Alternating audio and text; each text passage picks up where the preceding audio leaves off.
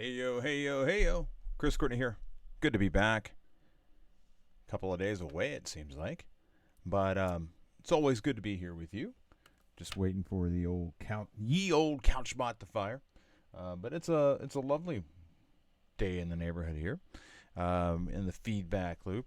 Got a few things we're going to look at. Want to start off, if you're watching the live stream, if you're going to catch up on this live stream in a little bit, to tell you um, that there's a couple of amazing resources I tripped across um, in the announcement that there's going to be a virtual conference for Figma called, uh, excuse me, it's Config Europe. They do they do the conference thing where you put con on the end, but they flipped it to config, which is relatively clever. But I had a hard time remembering what it was because I kept wanting to say FigCon or FigConf, which would have two F's, like an F at the beginning and an F at the end. So yeah, once you really begin to think through that, it's like, yeah, I can see why they wouldn't do that. Anyway, that conference is coming up. It's free. I put a link into the Discord. I would advise everybody to sign up for it. If nothing else, get the alerts for when the videos are available, because there is an entire playlist of videos available from the first conference, which was a single track, 1 day thing that happened back in February. And I really kicked myself for not going to it because it would have been like the last thing before the lockdown, which would have been nice to participate in. And looky there, Couchbot is fired, so I'm gonna roll this back, and we're just gonna get this started. Greetings, one and all. Chris Courtney here. New Pragmatic is so good to be back with some work to review right here in the feedback loop. We've got Charlie in here, and Charlie's working through he's rethinking his homepage, and we are going to elevate the hell out of that thing today. So I'm super excited about that. You know, anytime you are taking what you previously had and you're trying to tweak it, it can be a little daunting. How to go about doing that, and especially when you're getting used to code, it's certainly something where as you're growing, you may be growing and focused on the technical aspects, but forgetting some of the other things that you've learned along the way. So we're going to be taking a look and trying to basically bring this up to similar levels. I did want to mention, and I'll go ahead and share my screen. Did want to mention there's a couple of things going on. Hey, there's a site. Don't worry about that. There's this whole event Figma's been putting together called Config. They started back in February. This is the first one. They published this series. It's 24 videos. It's a playlist. 24 videos that really focus on different aspects of the platform. And basically, if you weren't able to go to the February event, well, fantastic. It's right here. But there's also a second version of this thing coming up. So if I can find my way back over to Discord, I will show you that you can sign up right. Not there. Sign up right there. Config Europe. It's happening August. Oh no, I'm sorry. It's happening September 17th, but August 20th they're telling us what the events are, or what the sessions are. I would sign up and get on the notification list for that right now. It's just a Google Doc. And hey, I mean, it's a free conference, so why not just use a Google Doc? You don't need registration. And I love that, that kind of aligns with what we do here anyway. Trying to make design more accessible to more people. So get signed up for Config Europe, regardless of where you're at in the planet. I'm not sure what BST is. I'm going to find out. It's like bestie? I don't know. BST time. British Summer Time Zone. So BST to CST. Let's see what it's 6 hours. Yeah. So basically, this thing starts like at at 6 in the morning and runs until noon if you're in Chicago. If you're in San Francisco, that's like you just stay up all night and then you go to bed at 10 a.m. See, it's perfect.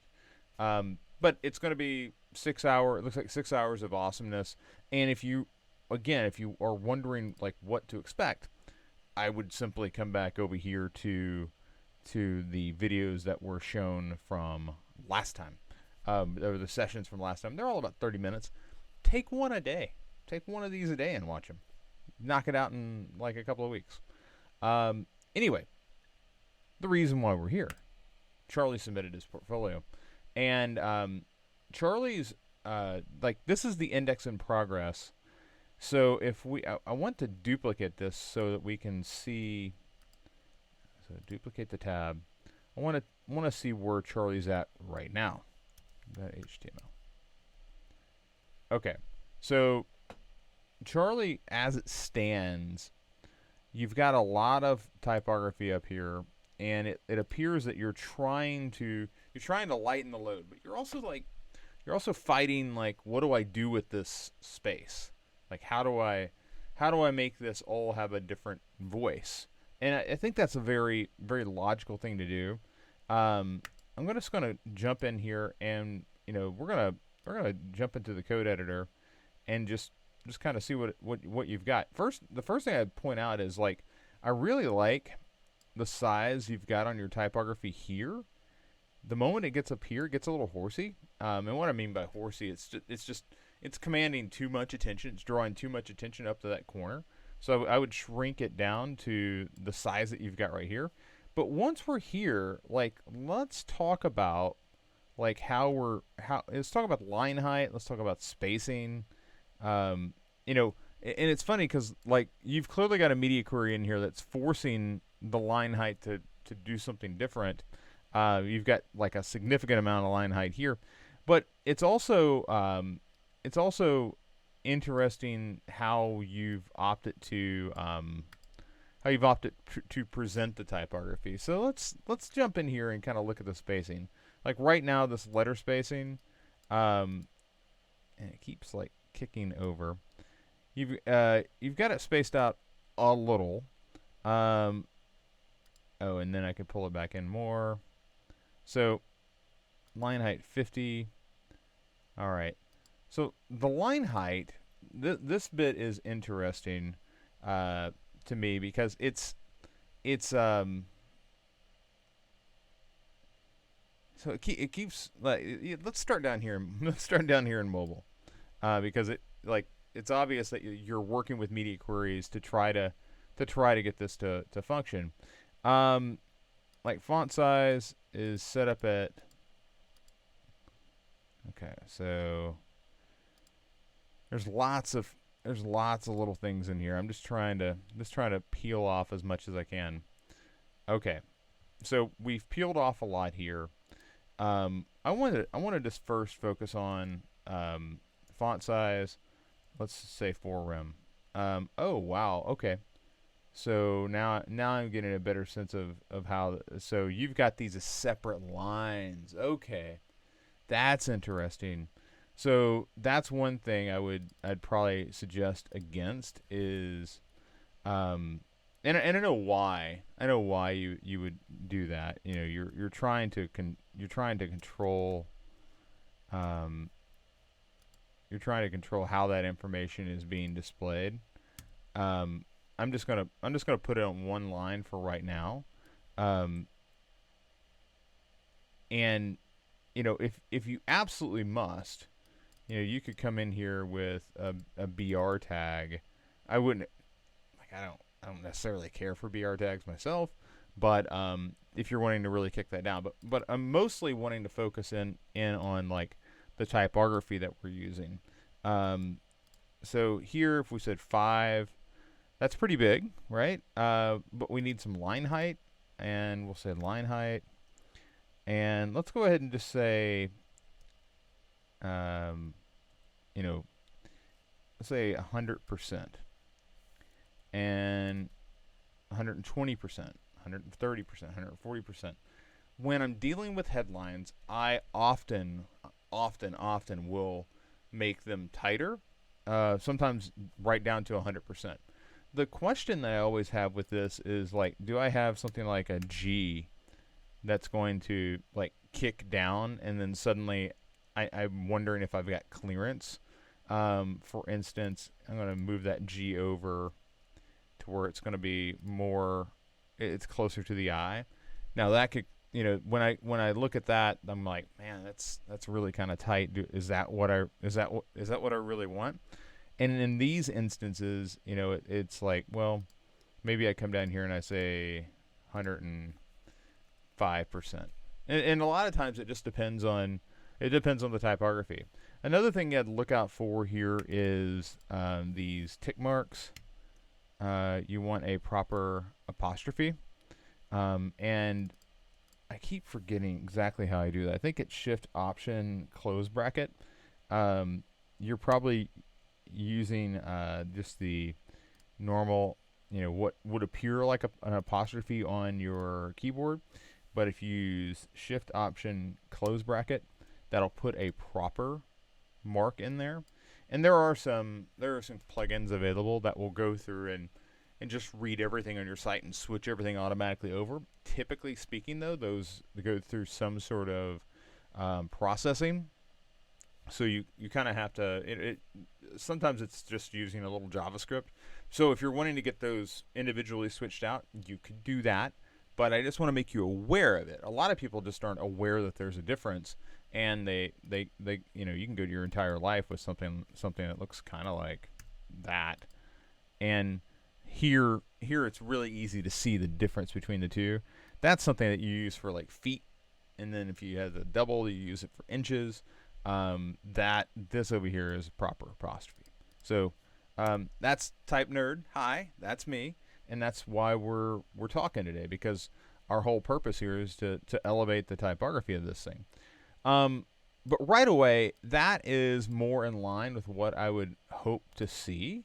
Let's inspect element over here, and let's get these things side by side so we can kind of see where we're at. So immediately, I'm more drawn to where you're currently at than where you were. Okay, this is just like a lot of text. Hey there. And I do talk about this in the latest release on portfolio homepage writing. I talk about keeping it friendly and like saying, hey, what's up? People like to be warmly received when they arrive somewhere. I can always tell when a designer is a bit of an ass when I am an innovator and blah blah blah. Like, just say hello. And you've done that. So, hello there. I'm Charlie. I'm gonna try this. Ciancolo? I'm terrible with names, Charlie. But what's important is I can identify who you are. Let's come down here to the next one though. So, product strategist and UX UI designer. So here, this is also an H1. And I don't really think it should be. It feels like that this is definitely something that should be.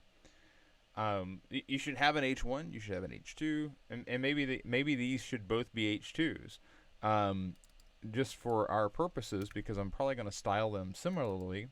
If I can use my words. Can I use my words? I can use my words. Okay. So we have this, and I'm going to get rid of that line height, because again, the line height is just like, why is it so tall? And I do prefer the percentages like what are shown here, simply because I can do that math. I'm not trying to. I'm allowed to make the sizes different, because it's based off of font size. It goes, oh well, whatever 120% of the font size is, that's the line height. So if we take this font size out of the equation, and now my curiosity is more about, should I be using, instead of line height, should I be using margin top here, and I'll just say 20 pixels. Should I be using margin top to push that down rather than making the line height really tall. And then from there, now I want to think about letter spacing. And, that's obviously too much. That's not bad. And I wonder if it's product strategist and designer, UX UI designer who can work anywhere. And then do we just lose that? And now you've explained to them in one fell swoop who you are and it like who you are, what you do, and where you work. I can work anywhere. And the question then becomes, okay, well, should we tell them exactly where we are? From Maine, who can work anywhere?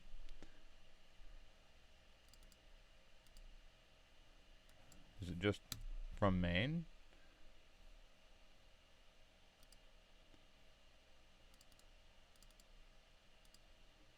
Is it working remotely from Maine? Because if that's the goal, you might as well like put it out there. Also on this letter spacing, 0.0, 0.2,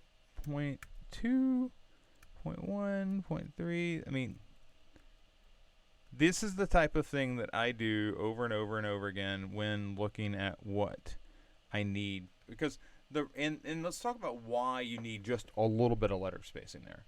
It's the weight. This font weight bolder. Like now it reads just fine, and there's that contrast between the two. Like instead of everything being bold, I have this. It's very clear, easy to read, and then I have this, which is secondary. It's like a proper H1, H2. Compare that to where you were, okay?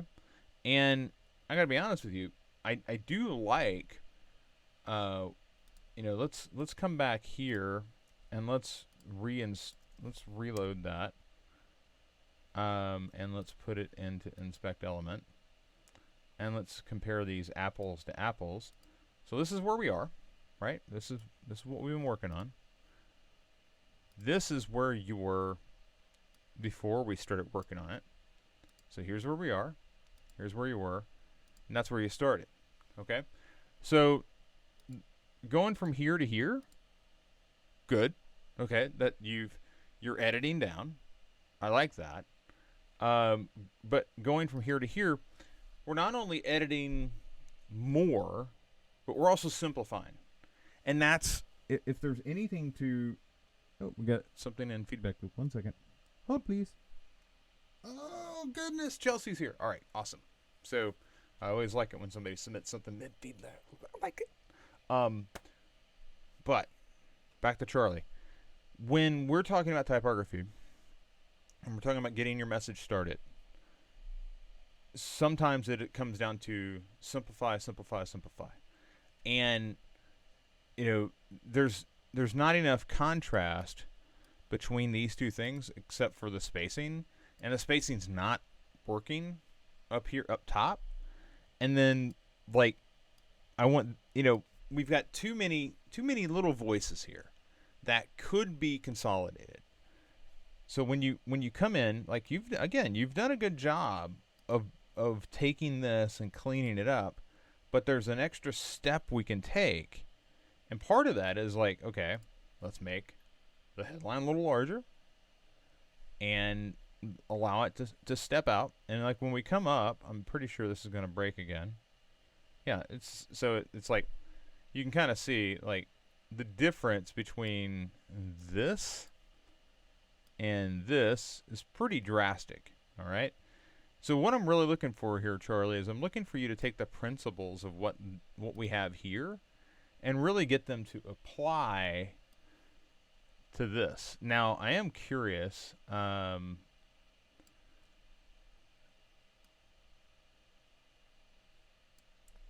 Let's get this. No. I just want to dock at the bottom so I can take a look at how you're doing the spacing here. All right, so container. Oh, margin top. Oh, yeah. All right, that's fun. Actually got. I've got some code here that I want you to consider using. Um, and it's basically taking this section and saying, all right. So right now it's displaying grid. I think we can do a little better than that. That template column 1FR. Just want to look at how this is structured. Okay, so if we switch this from grid and we said flex, okay, you don't lose anything there. Now the height is looking weird here because I've got this inspector open on the bottom. So don't think anything about the height, okay? And one of the big reasons why it's spaced out is this container probably had it's margin top. Let's get rid of the margin top. Let's get rid of the margin top. That's interesting. So on this vertical height thing that you've got going on here, I know why you're doing it, because you need to get it to push below whatever's happening up here. I don't necessarily think that you have to do it that way, like margin top vertical height. I think you should probably focus on like what is the literal spacing that's there, and get that to move down. And once you're past that, I think you're okay. But once we switch this to flex, I can then begin to I want to kind of come in here and whittle down some of the spacing. Again, it's like I'm obviously reworking and reworking and reworking.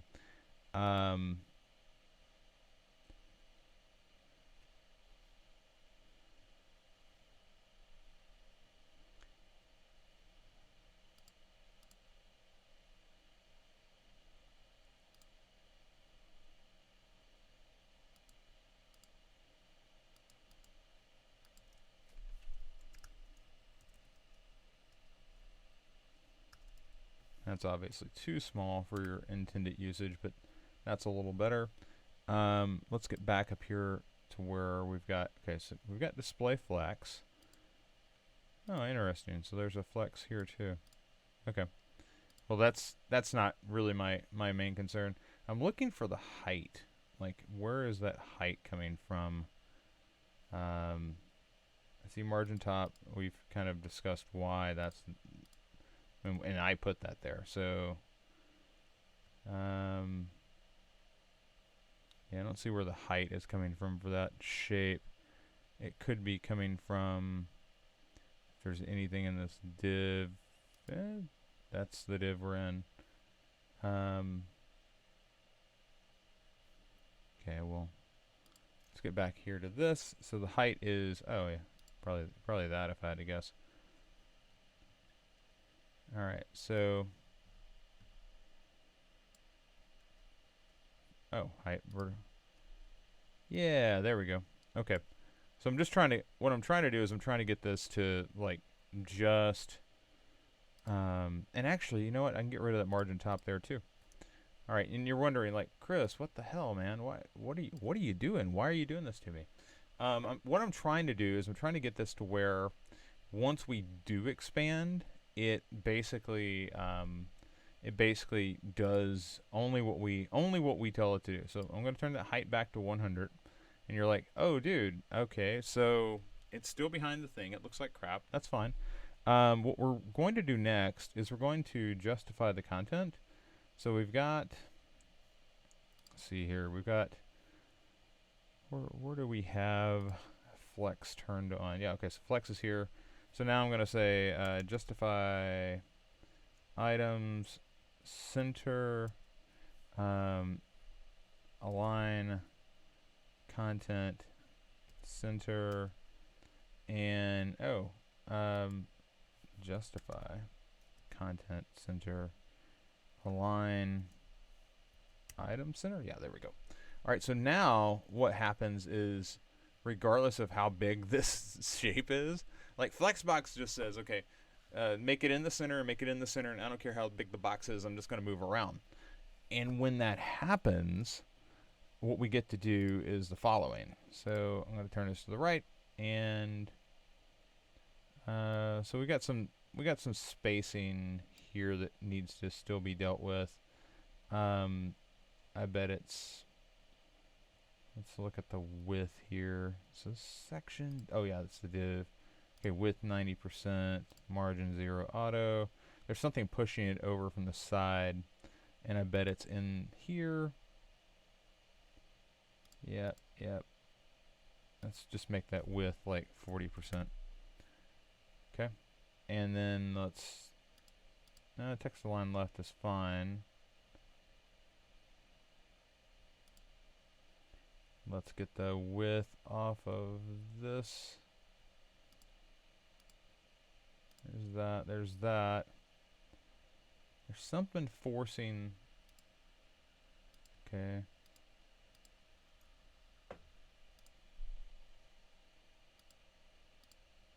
Width 40%.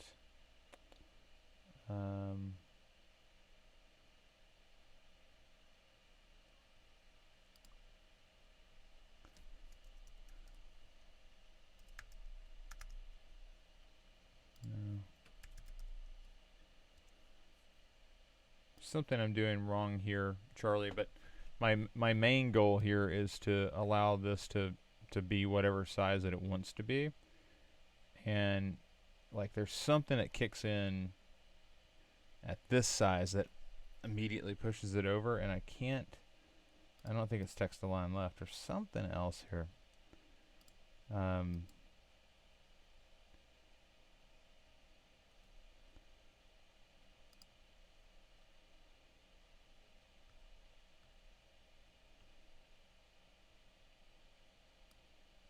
Regardless, what we're looking for here is centered. Now, if you decided you did not want, you can change this to be whatever you want it to be. So if I want it to be 90, it'll be 90. If I want it to be 20, it'll be 20. And notice that it's changing its size, and it's always staying centered in the screen. If you decided you want the section to be different, and you said, okay, instead of 100% vertical height, I want it just 80. Again, it's going to stay centered in that. So this means that there's a lot less rework to constantly be doing with regard to like the spacing, and it's still staying centered here. Although I suspect what I've done is in stripping away like your width, I've probably screwed something up with your spacing. So sorry about that.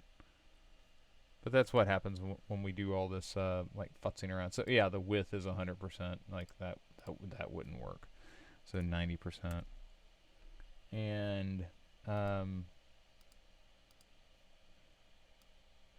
I would like the content to stay justified. If I could just figure out what's thrown up. Maybe there's a container that's happening. Anyway,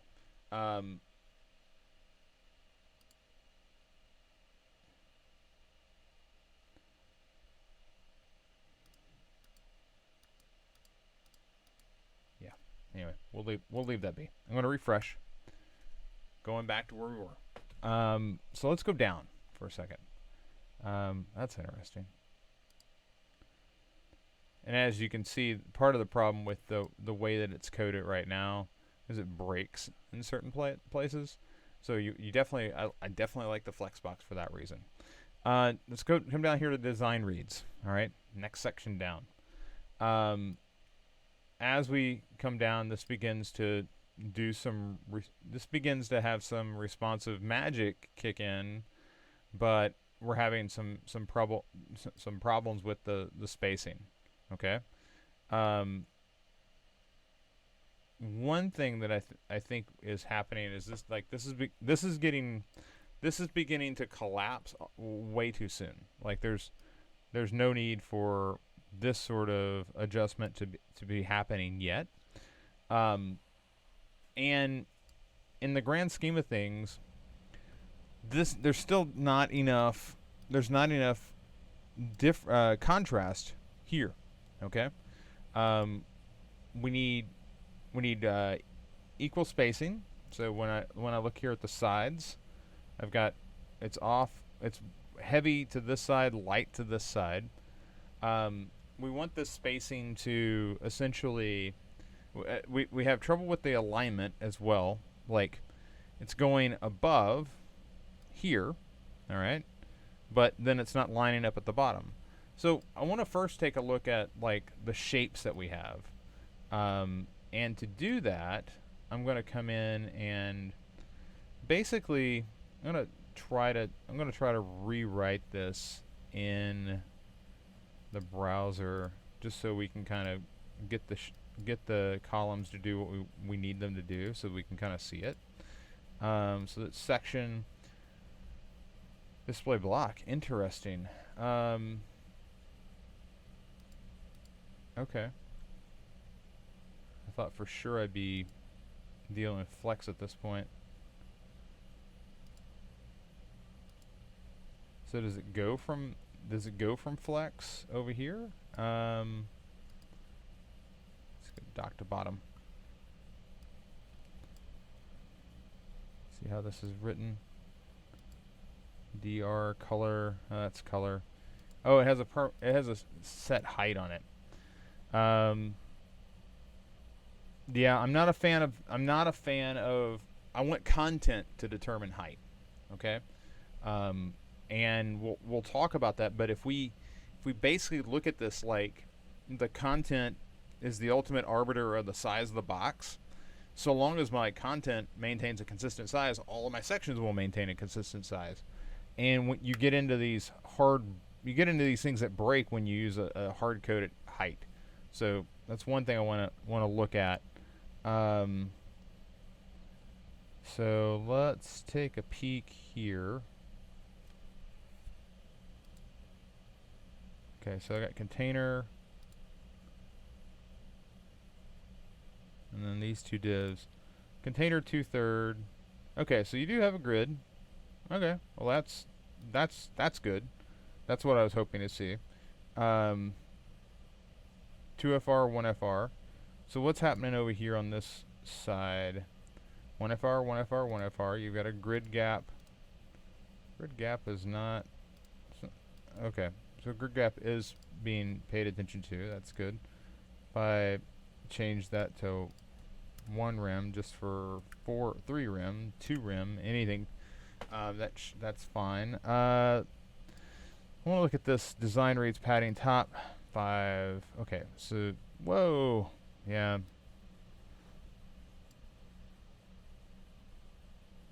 Don't worry. Actually, just for our purposes, I'm just going to delete that div altogether so we can see what we're doing. All right.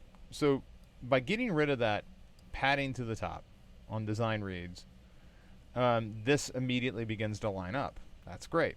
The big question here is why, in the grand scheme of things, down here, why isn't this lining up? And it looks like there's some extra space to the outside of this container. Margin top 15. So is that like, yeah, okay, so that's pushing it down. That's fine. We're just width.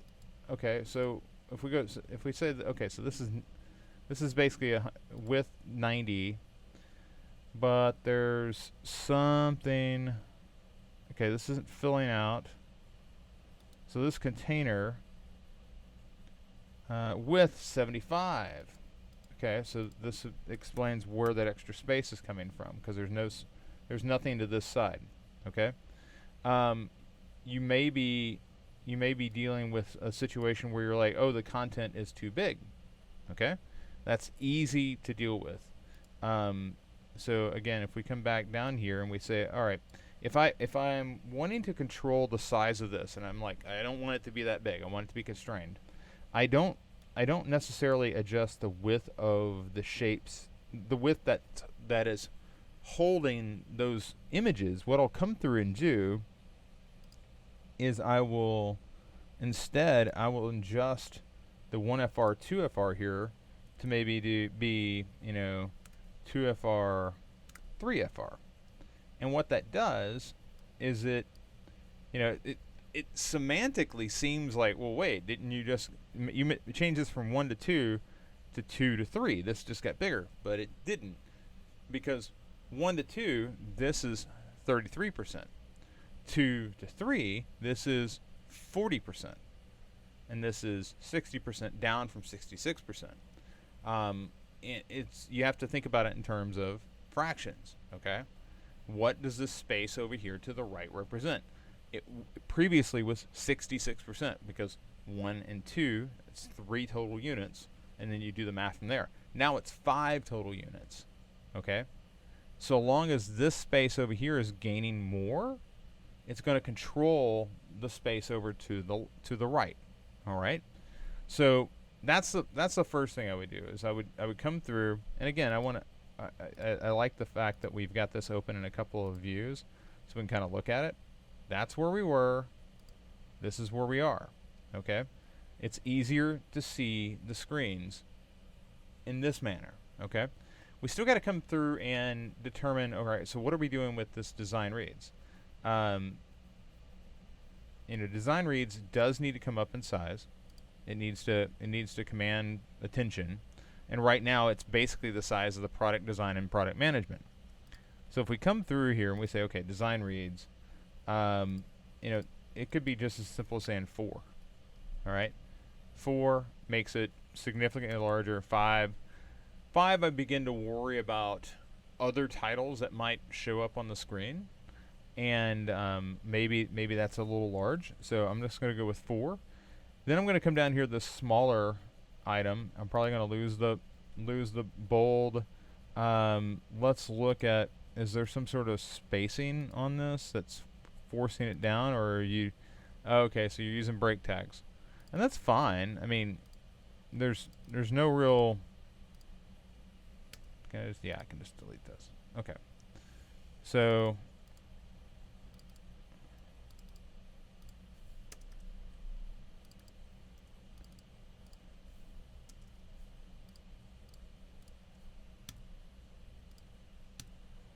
so we're just messing with this in browser. All right.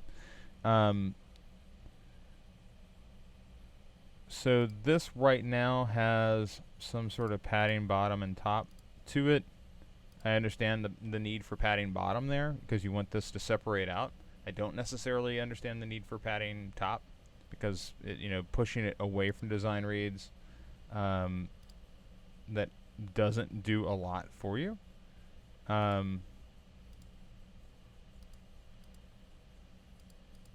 Anyway, as we look at as we look at this, now this is beginning to come together. You may feel like, this is taking up too much space. I want there to be some space between. This is actually where you could come in and say, all right, so I want this to have a narrower width. You could say width equals 50%. And then you're getting that wrapping that you might be going after. Also, this is where line height comes in. I'd probably get rid of most of it. And now, as we begin to look at it, this is beginning to come together as a cohesive unit. Now there's a question of, like, where do I want the alignment to be? And this is, again, where we go back to Flexbox.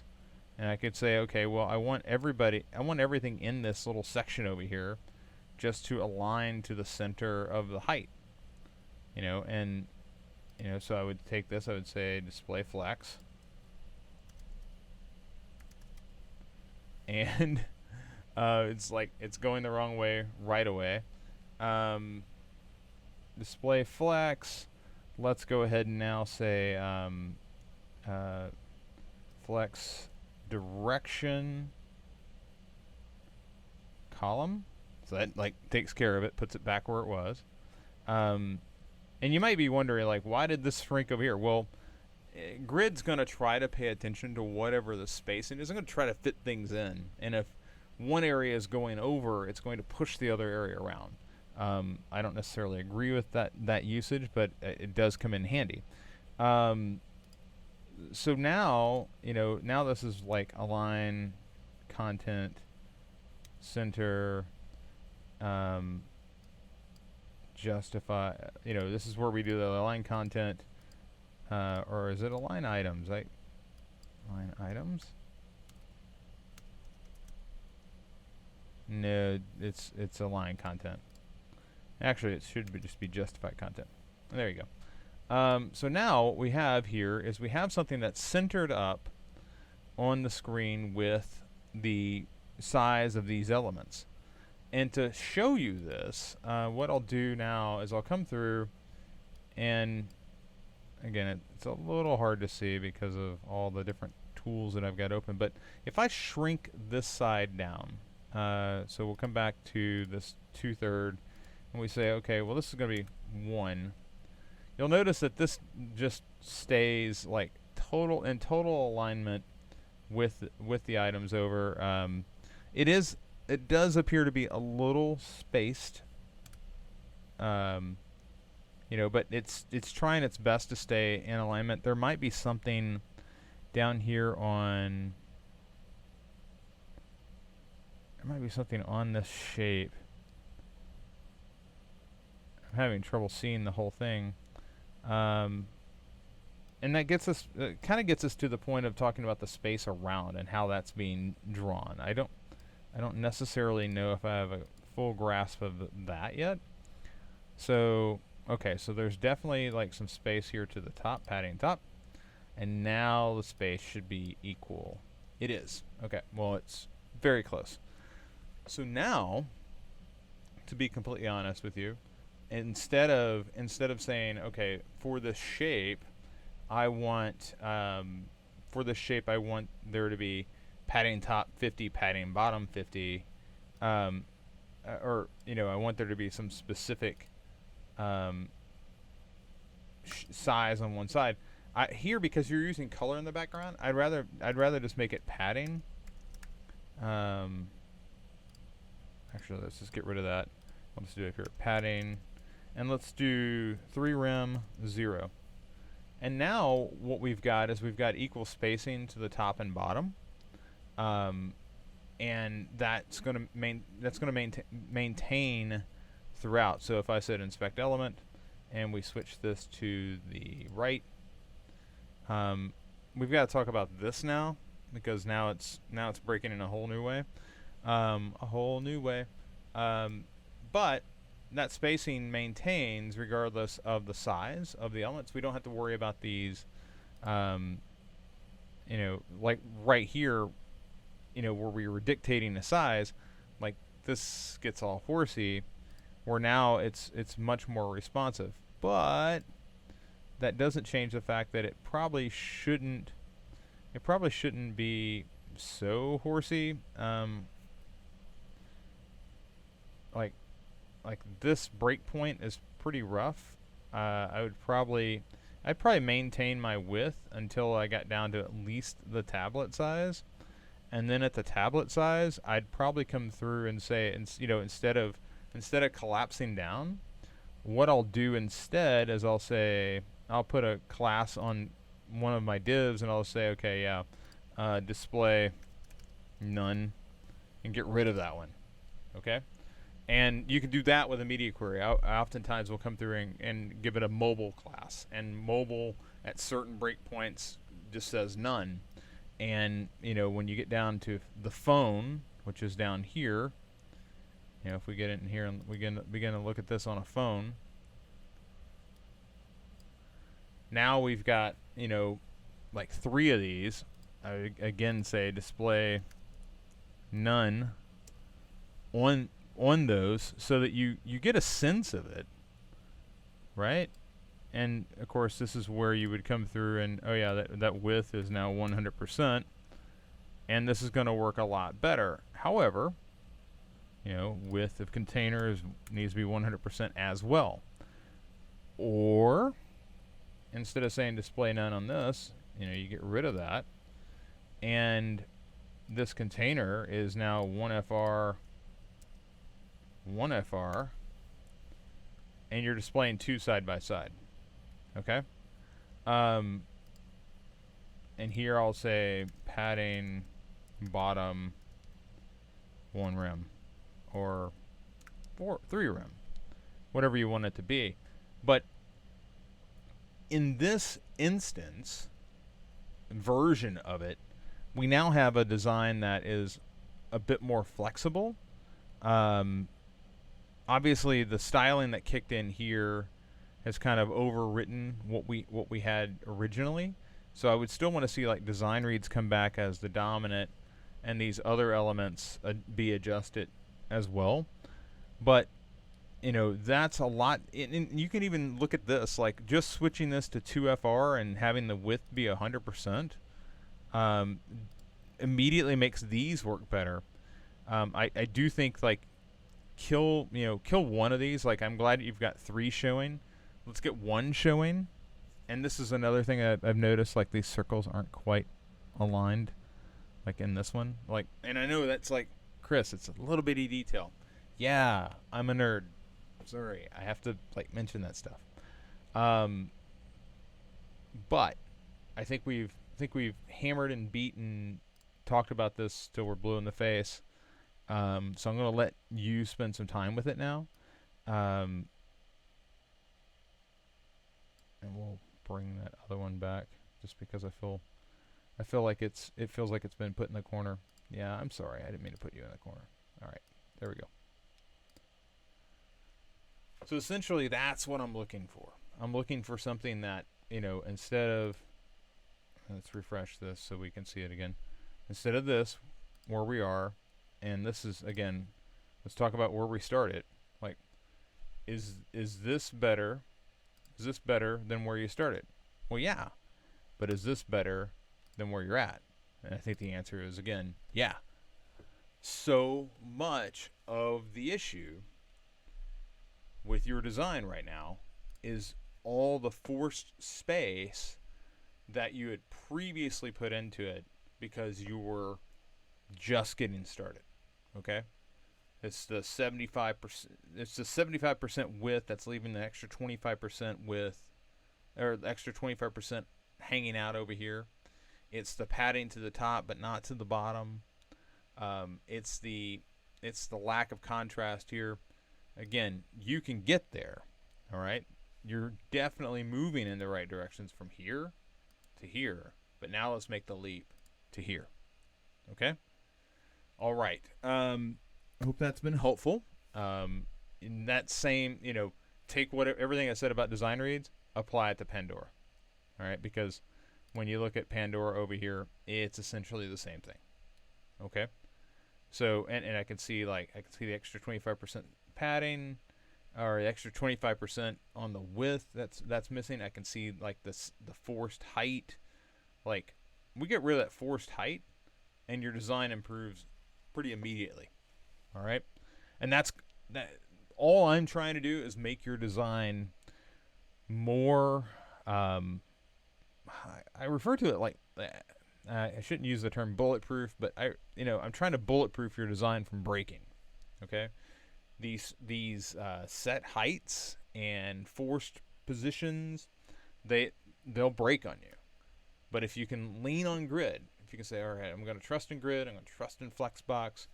I'm not going to use padding when I don't need to use it. If you can do that, you'll be all right. Okay. Chelsea is in here, and I have not seen Chelsea's work, but I'm so glad to see her personas come through.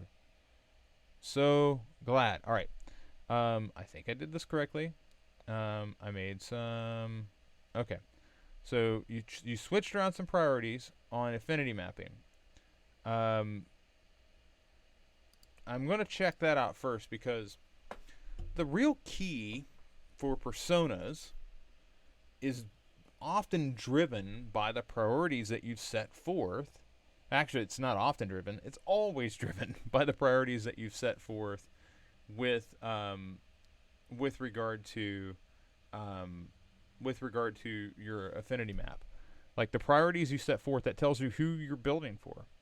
So make sure students are meeting grade level goals. Okay, so that's a new priority at the tippy top. Okay, um, and I think that's a great addition. Okay, not fighting that at all. Um, so making sure students are meeting grade level goals, communication between school officials and other parties, parents and teachers specifically. Um, I'm interested. I'm really interested to know. I'm parachuting in. I'm very curious about that first one. Um, Usage of multiple programs for class activities were problematic to all parties. That was previously in the highest category. And then internet connectivity does not equal reliable internet. And that was again the more service design. Like we're gonna push that one over to the school board for a solution, because you can't just like build a site to help do that. So I like the adjustment. I follow through. I see the need. Um, it is interesting. Like, okay, so I just want to take a peek here. Okay. Yep. This is an engagement issue. This is a never showing up issue. Maintain without backsliding. Teachers saying remote is impacting their teaching style. Um, Lack of incentive. Concern for safety and food and structure. Hard to prepare for exams. All right. That said, let's jump in. Oops. Whoops. And let's get in here. Let's get into the personas. All right. What do we have here? So Chelsea went through, made a copy of the personas template that we have in Figma, and now she's got Karen Clifton, essential working mom. Okay. So the essential working mom is going to have trouble in this situation, because guess who's not like telecommuting into the office? Karen. So Karen Clifton, she's 37, single with one child. She's a hospital custodian, location urban. Works out in the field majority of the time, but is allowed 2 remote days for paperwork. Okay, so she has some. Okay, that's interesting. She's concerned about her learning and absorption as he enters into a higher grade level. Prefers simple, cohesive information in one location as opposed to multiple websites and apps. You can begin to see the concerns of the affinity map leaking in to the story of the persona that we're building for. All right. Honestly, there are like 3 or 4 different things to check, and all teachers use different things, and there was no consistency. What I'm looking for here, and Chelsea, I'm gonna trust that you're gonna watch and confirm, and I'll obviously leave some notes in your program journal. That should be coming directly from your user interviews. The real goal with a persona is, yes, it is an amalgamation of things, but we've done the interviews. We're not making up the things that were said. We're not making up the frustrations. We're just putting them into a person so we can visualize that situation as we're working through. And I very much believe that was something that was probably said in one of your user interviews. So the goals: make sure child is attending school when she's not home. Build a priority list for the child to keep track with schoolwork. Provide emotional support for child in the remote learning environment. Frustrations: not all teachers use the same programs to share updates or information. Internet connectivity and access issues with school VPN. Yes, I can see that. Inconvenient hours for school lunch pickup. Okay, so like she's single mom, working as a custodian. Guessing that funds are probably tight. Probably takes advantage of the school lunch pickup, but probably has to jump through a lot of hurdles just to get there for that. Okay. Um, Tries to help child with workload, but gets confused about where to look up class updates.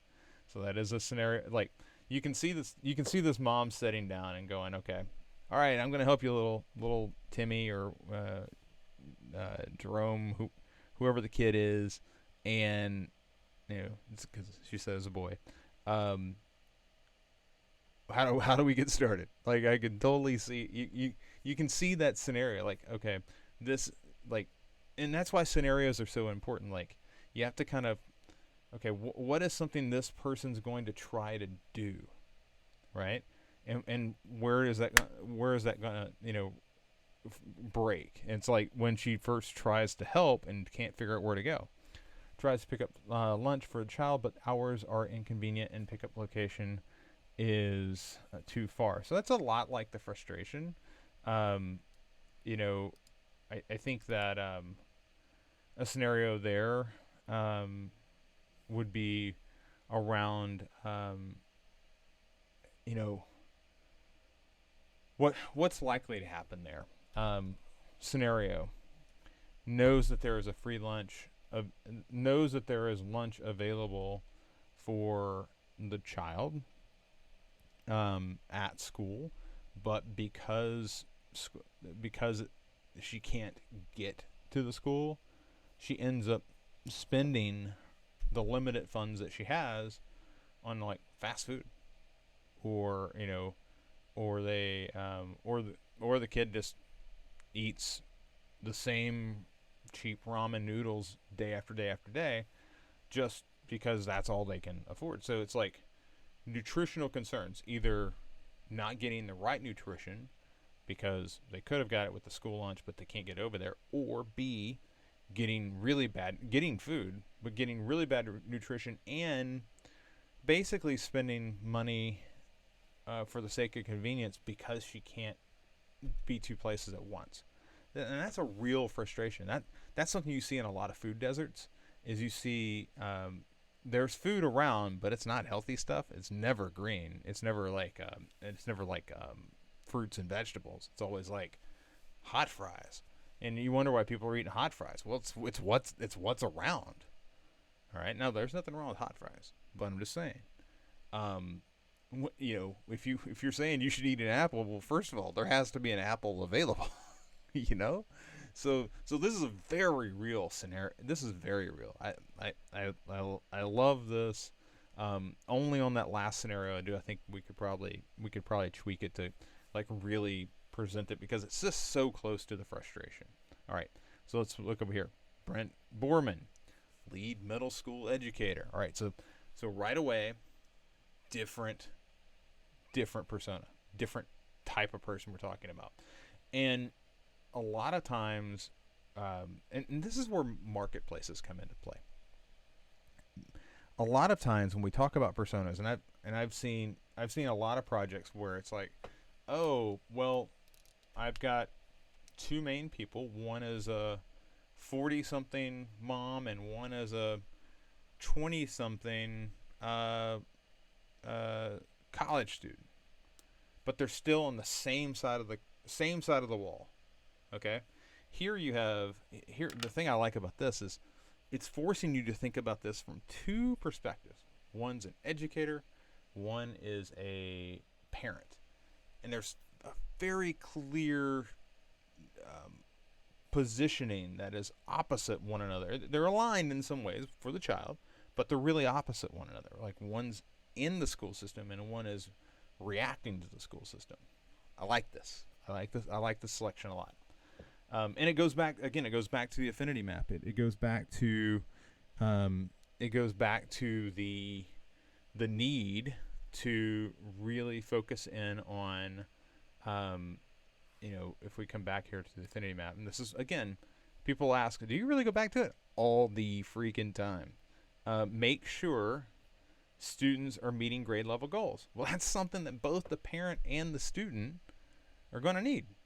And again, or not the parent and the student, but the parent and the teacher. And then again, this over here. This is parents and teachers getting communication from the school officials. They're in alignment on both of those. So while they're on two separate sides, they're both still going to be in alignment because they're both really concerned about the student. Now, where they're not going to be in alignment is over here. The parents and teachers are going to be at odds because, like, the teachers need to get on the same page, because it's really tough for them to.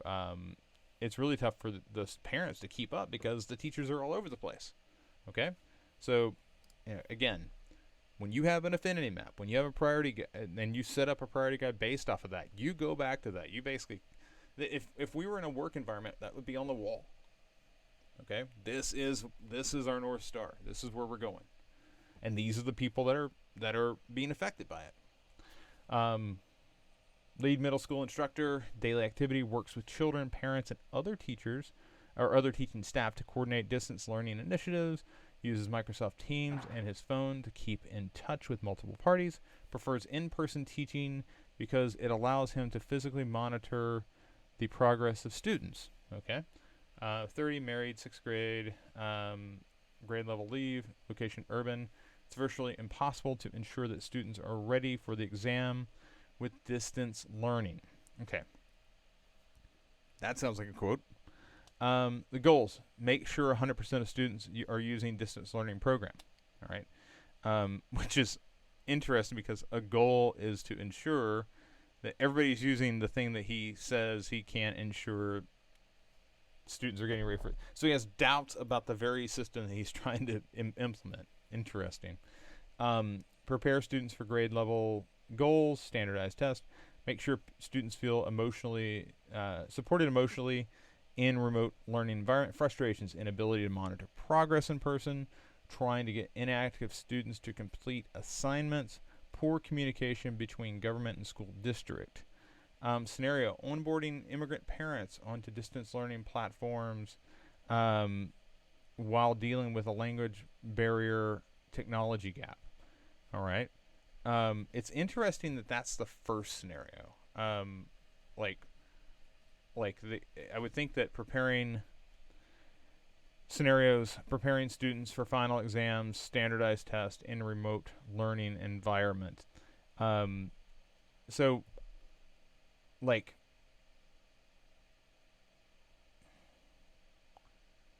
I could see the scenario, like here a scenario would be, because they're both accurate. They're both addressable, which is, and you can imagine them. When I think about prepare students for it, this is like it. In the other one, it was scenario and frustration were really close together. Here, a scenario and a goal are really close. Preparing students for final exams, preparing students for grade level goal standardized tests. It's kind of the same thing. So the scenario is in preparation, or scenario as I work with students to prepare for standardized tests. I'm unable to determine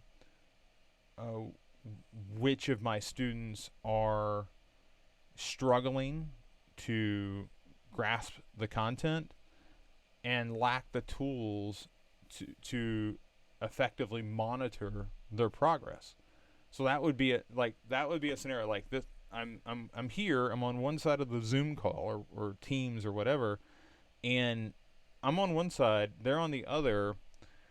They're listening to me, but I can't really tell who's grasping this, and I can't really I can't monitor their progress. I can't see like what they're doing on. Do they have their camera on? They're really reading comic books or playing PlayStation or something. I can't tell. And then the onboarding immigrant parents onto distance learning platforms while dealing with a language barrier technology gap. That is a legit scenario, and it's not really. It comes down to a communication thing, but I see see it listed more in the frustrations with government school district. So it's kind of a secondary scenario, but I really see the first one being, you know, more in line with a frustration and a goal, kind of how we've recrafted it. I want to zoom out though, because seems like we've got a little more here.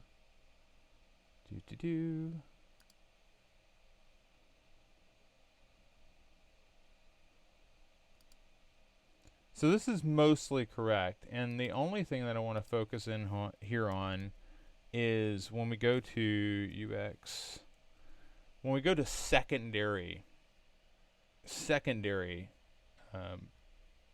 folks that are impacted by this. So secondary roles as journal entries. So what I'm really looking for here are, we talked a lot about the other people that are impacted, but we haven't really addressed them. Like the primary people you're building for are the essential worker parent, okay, and that's a very specific type of parent, and that's good. I'm glad that you've drilled down on it. There's essential worker parents and teachers that we've said are our main personas, but who are the secondary roles? Who are the secondary people in this mix? Like first of all, they're just looking at what we have here is, you have somebody who's your teacher was a team lead, okay, he was leading a battery of teachers. Another secondary person might be a school administrator. What about the students? What about the non-essential worker parents? That's like a completely different type of persona, because they are, I mean, they're going to have struggles, but they're not probably going to have the types of struggles that a essential single mother would have. Like a essential worker single mother, she's under a lot of pressure. So from that, I would like to see like a little bit of color on who are the other people involved. Part of this was, we were talking about the food handout or the food pickup for school provided lunches. Like that would mean that there was probably lunch staff. There might be security officers at the school. Like there's other people involved here, and that's what those secondary roles are. Are we aware of the spectrum? And we talked about this early on in systems design. Are we aware of the spectrum around the people that we're trying to help? Because there are other people that are floating around in that system, and are we thinking about them? Are we tailoring our solutions to be inclusive, or are we kind of carving them out? And if we are carving them out, I just want to be aware. I want to be aware of what I'm doing. I don't want to do anything unintentionally. Every move you make should be an intentional one. Unintended consequences sometimes work out, other times they don't. All right, so keep that in mind as you're working forward. But overall, really good. A couple of adjustments, but I like this, and I like the fact that you said, hey, you know what? I feel like this could go further. And going back to your affinity map and saying, I feel like this could do more. I think that shows a real commitment to wanting to have a successful solution on the other side. You never like just kind of do this and then never come back to it and say, oh yeah, I really tried. I can tell that you're really grinding on this. But the good news here is, once you add those secondary roles to this, I really think that you're ready to begin working through flows, and user stories, and then user flows. So we're transforming that research into a product, and this is exercise 10. So you're moving along. All right, ladies and gentlemen, that's going to do it for today's edition of the feedback loop. Went a little long, but that's okay. I'm a type nerd. I'm a persona nerd. I love research. I love coding. I'm not a unicorn, but I want to be. Like, maybe I can like duct tape one of those horns to my head. Yeah, maybe. I don't know. Anyway, I hope you have a great rest of your day, and I look forward to seeing all of you again back right here tomorrow. Take care.